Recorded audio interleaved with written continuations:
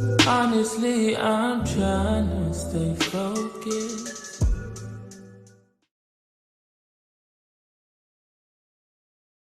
Who I am. My name is Baba Fasami, Oloye, Otumba, what else? Awoyi Fakayo there. I got a lot of different names. But most people call me Baba Fasami. Alright? Hello everyone. Now y'all gonna have to talk to me. I don't do the quietness now. This is interaction. We are Yoruba, we're African people. So we exchange energy. All this, everybody sitting there staring at me ain't gonna work. So y'all gonna have to open up y'all mouths, all right? Okay? Okay. You still ain't saying nothing, you laughing. All right? Y'all too. All right, so I will be discussing ancestor veneration, okay? 101. All right, so I'm gonna ask a question for everyone here.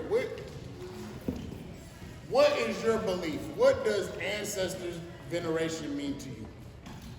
We can start over here. Communicate with them. Okay. That's exactly what she said. Ancestor veneration. So just being in tune with the ancestors. Okay. That's good enough. Paying homage, being in tune. But put it right. But just as much as acknowledgement, homage, just making sure that their presence is known and felt because these are our collaboration. Cool. I ain't gonna go as too many people around here. I ain't gonna ask everybody here. Raise your hand if you saw the movie Coco. Oh, I love Coco. Right? That was a way in which they venerate their ancestors. Every culture in the world has a way in which they venerate their ancestors. Anywhere from India, Japan, they all have a form of expressing or acknowledging the deceased. Now, who out here believes that once you die, you gone? You not around, you don't interact with the living, none of that. Anybody? Okay, so we passed that, right? Everybody realized that energy cannot be destroyed. It can only be transformed or it can go from one place to another, but it cannot be destroyed. These physical, these flesh, these bodies is not us. Okay? You have a soul. Or, in Western ideology, they call it a soul. Every culture has a different name for it.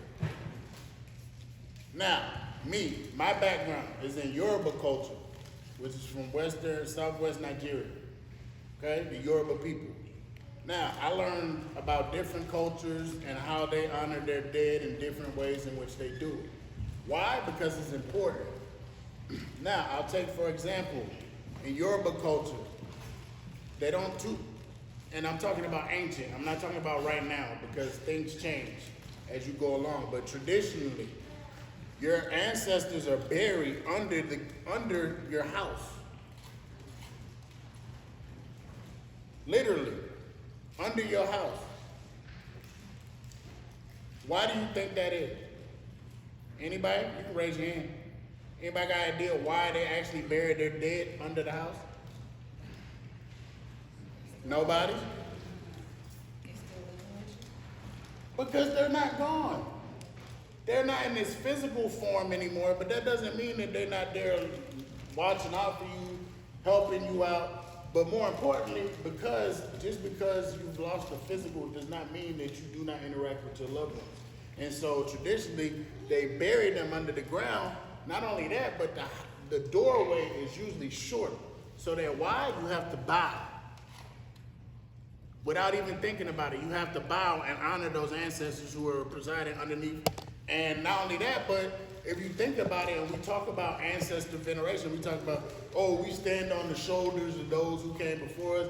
They literally standing on those who came before them.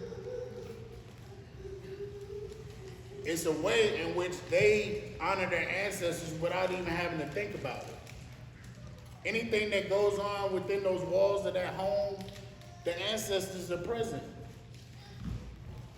Now, they don't too much do that anymore, but I'm just trying to give you an idea of how important respecting and honoring your ancestors is. It's a daily thing.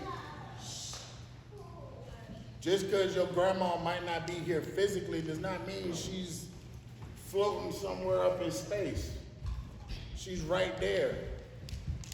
Like, to the point, I don't even like using the whole terminology of heaven, because that gives the idea that heaven is some far off place.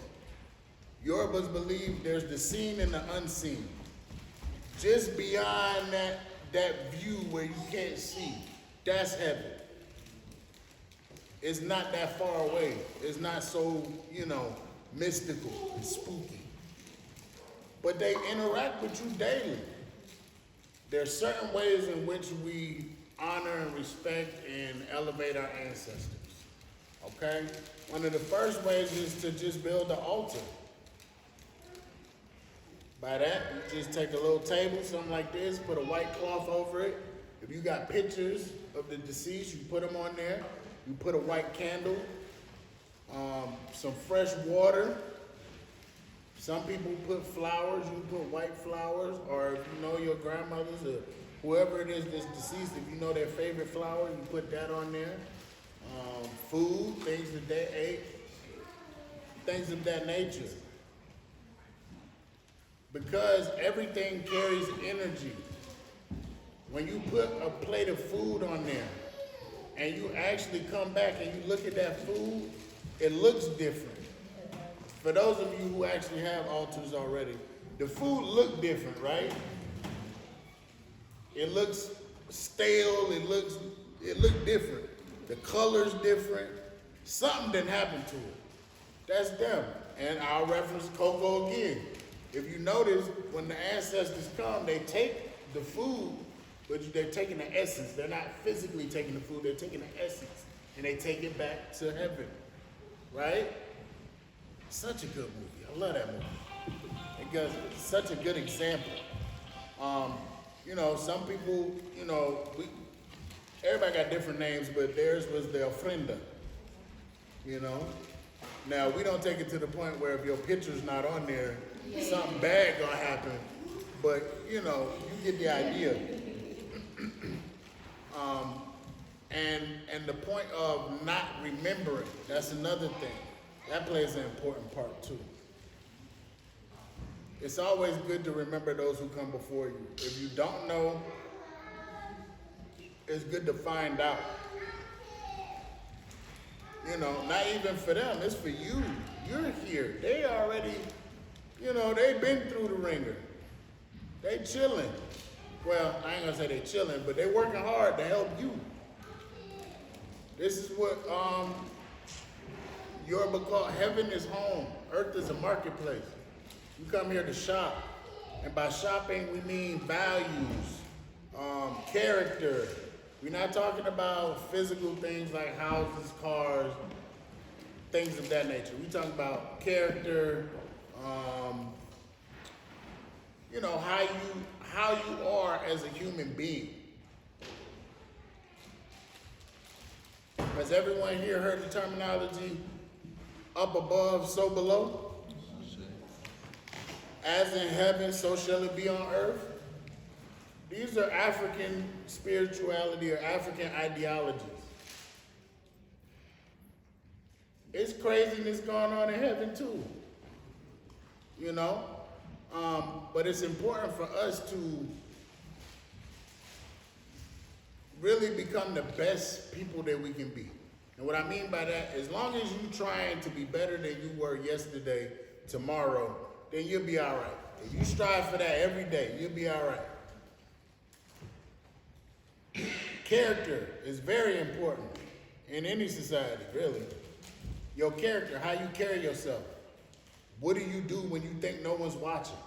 That's what it means to have good character. Like if somebody right now, if nobody was here but you, and it was a big thing of money, good and well it ain't yours, and you might even seen who dropped it. What are you gonna do? right? Are you gonna get, hey man, you dropped your money? Or are you gonna be like, thank you, oh look, do my race, thank you, I needed this. But you don't know what they needed it for, right?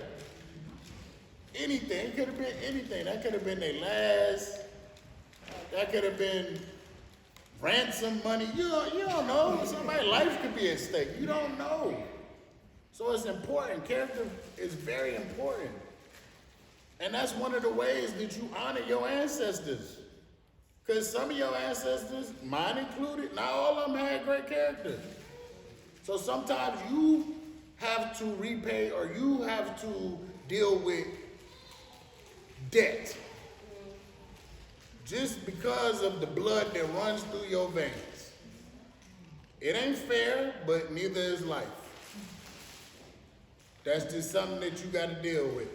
Some people, on the other hand, they might have a leg up, and their ancestors did what they were supposed to do, so they good, you know? But you have to realize the DNA that runs through our veins, it runs all the way back to the very first. All the way back. So there is something that's called cosmic debt, right? And there are certain families that you might have to deal with karmic debt. You know, maybe your great-grandfather, you know, whatever. So that's why you want to venerate your ancestors. You want to help them to be in a better position to help you, right? If they're not in a situation or they're not in the best place to help you, then how you gonna ask them for help?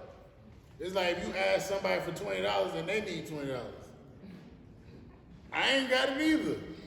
So it's important. You want to uplift your ancestors and put them in a position of empowerment so that they can assist you in life. That's why ancestor veneration is so important. Because they have a vested interest in you. You are their representative on earth.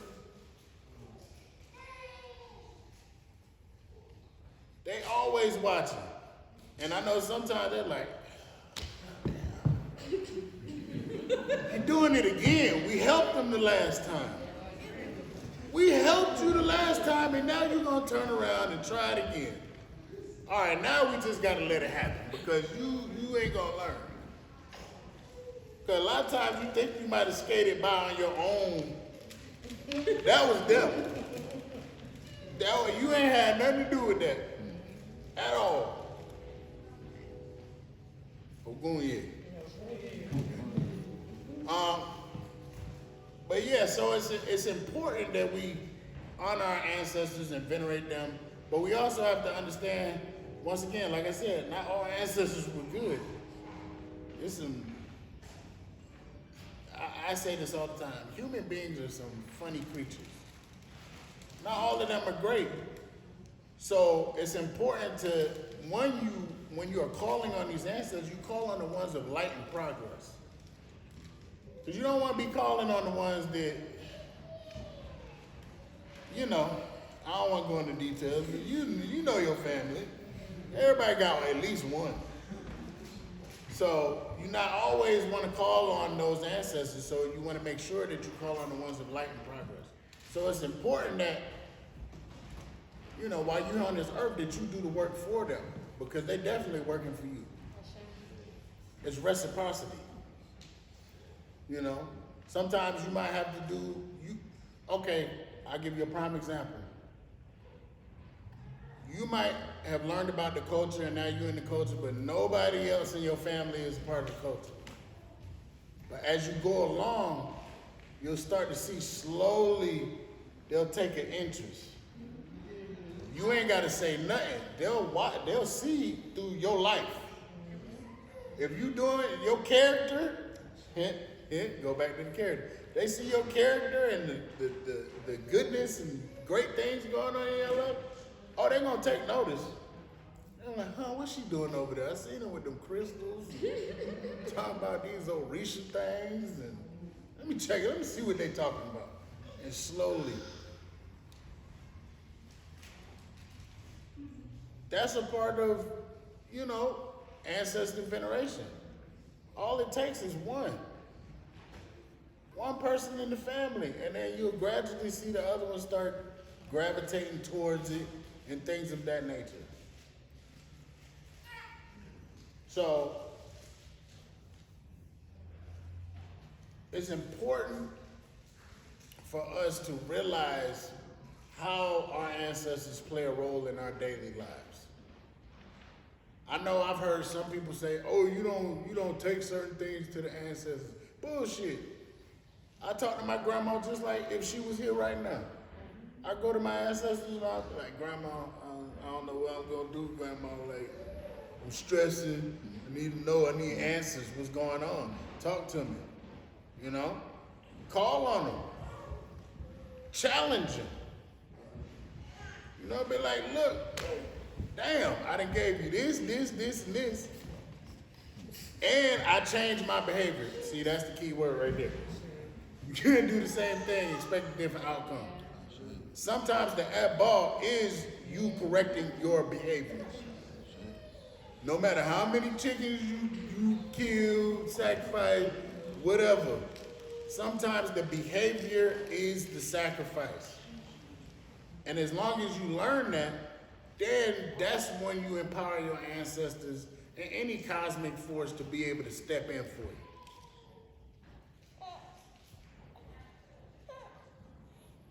You understand what I'm saying? Yeah? Come on, y'all can do better than that. I told y'all this is going to be interactive. So, yes. Now, let me get back to shrines. Okay, so if you do not have a shrine yet and you want one, that's fine. You want to know why? Because ancestors and Orisha are two totally different things. Your ancestors is your ancestors. Once again, those are the shoulders upon which we stand upon. So if nothing else, if you don't know nothing about no Orisha, you know about your family. And if you don't, you need to know about it. And it ain't no big thing, ain't no spooky thing, whatever you want to call it. All you need is a table, white cloth. Now, white cloth. It's symbolic. It's not necessarily the white cloth itself, and it don't have to be white. Some people, you might have somebody who, like my grandmother, she made quilts. You might have an old quilt, you want to lay down an old throw or whatever. If it belonged to them, those are things that you use on there. Those are your connections, your physical connection to that person. So you can use anything like that. Like, I bought my grandmother some clip-on earrings. She didn't like the real ones. She liked clip-ons. So I bought her some earrings, and then after she passed, I got them back. So I put them on the altar. That's one of my connections to my grandmother. I was excited to get her, whatever. I was a kid then. So it's important. Those things matter. Those are like your link. It's for you. It's not for them. They transition. But if you have a memory or some attachment that brings their to the forefront, then use that. My grandfather, I got his old army cap with all the pins and everything. He's a veteran. So I got that on the altar. All these things play an important role, and these are people I knew personally. So it's really good to tap into those who transitioned, who you knew personally. Why? Because you already know their character, you know how they was in life, that sort of thing. And then that will get the ball rolling for others you might not have known, like going further and further back. Start with the ones that you do know. And then work your way. Ask that great auntie that know everybody in the family. Ask that great uncle who's the historian in your family. And then you start to piece it together and learn. But it's important to know who you are. And you know who you are by which stock and by the people that you come from. Whether it's to keep up that example or to change it.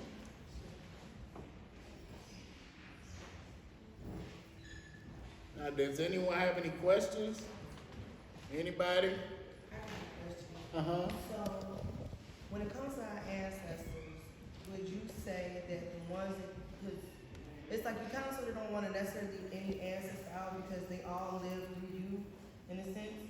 So even though, just like you have light and dark or anything, you have those light ancestors like you spoke of and your dark ancestors that you also said. You know what I'm saying? So would you not necessarily say, or how would you utilize them? Like, would you say to really call on those when sometimes you need something done? You see what I'm saying? You need something, not necessarily to gain, but say it's anything from somebody robbing you, stealing your car. Would you say then that's the time to call on them, or when would you say it's a time for you to use your darker end of your ancestors? No, you would still, now this is my personal opinion, you still would call on those of light and progress, because those are the ones that you want to move in that way. Because if you don't, and you call on those darker forces who may not have the elevation, who knows what you calling upon them people. And yourself. Because once you call on them, now they're your problem too. So they might have got the job done, but now you're stuck with the karmic debt. And you're stuck with that energy. So you still got to be careful and mindful of that. You know, I mean, everybody, you know, I ain't gonna say everybody, but some people dabble in the dark arts or dark spirits and things of that nature. I don't knock it. Everybody got their own specialty. That ain't mine. You know, I call on the ones of light and progress, and it works out just fine. I don't want to have to deal with the backlash of releasing these miscreant spirits. And see, my thought process of it is sometimes, you know, even though they might have passed, you don't know in their next lifetime if they're ready to atone for it, in a sense. So sometimes it's okay to call them because they might feel as if they still got work to do for you. It's not necessarily sending out a bad energy for it to come back, but at least allowing that ancestor to atone or do whatever work they feel as if they still might be here to do as well. Yeah, I mean, there are some of those, and then that's why you kind of help them along with the work that you do.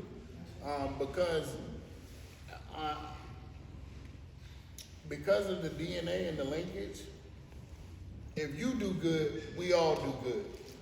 You see what I'm saying? And so that's kind of how that works. So you're elevating those ancestors of light, but it also elevates those who might not have been, you know, ready, per se. So it helps in its totality. So it's not like you're neglecting them. It's just that you just don't want to specifically call on them like that because, you see what I'm saying? Yeah. I'll ask one question. Okay. A generalized question. Not saying that I don't know the answer, but what's the difference between an altar and a shrine? The difference between an altar and a shrine. Now, a shrine is something that's consecrated, and usually there's a ceremony, things of that nature. An altar can be put up by anybody. It's just it's a focal point. You can make an altar to yourself. You know, it's literally not. If you look at the definitions, they different too. Even though people use them, you know. But yeah, that's the difference between the altar and the shrine. Yes. In reference to placing objects on the altar, I have this question. I usually place flowers, and I would buy 3 bunches of flowers. I'll take flowers and place them on the altar, and then I live in a 2-family house. I have my ancestors on the bottom floor. Hardly anybody goes down there. So I will place flowers on their altar, and then I will leave flowers upstairs. The flowers in the altar will last like 2 weeks, and they don't go back. The one upstairs, like in 4 days, they're roses. That happens consistently. Yeah, one of your ancestors love flowers, and they're gonna keep it alive. They're gonna rejuvenate it. Why? Because they want it to last. Yeah, it's a lot of things that they can do physically that we don't necessarily think about or, take notice. But yeah, they will do that. Like, I know when my grandma's around because I smell bacon. I kid you not. When we brought my son home from the hospital, when he was first born, me and my wife looked at each other like, she asked me, you cooking bacon? I'm like, no, I ain't cooking no bacon. But I smell it. And then I got, grandma. Oh, okay. You just let me know you here. All right. Yeah, so they'll give you signs. You might smell a cologne randomly. Lots of different things they'll give you a tell. But typically it'll be your relationship, especially someone that you knew in life. It'll be something like, like I said, for me it was the bacon, because that was her thing. In the morning, breakfast, bacon, Or my brother, it's his cologne. He had a specific type. When I smell it, I'm like, oh, okay, he here. Yeah, they'll give you little hints and stuff. Anybody got any more questions? No? All right, well, I hope y'all learned something. I had a wonderful time teaching this class. Shout a big stuff. They dropping sauce and big pepper. These niggas the cap in the wig extra. I let them go first, but I did it better. Came out the bricks and I'm keeping my metal. All gas ain't no break. I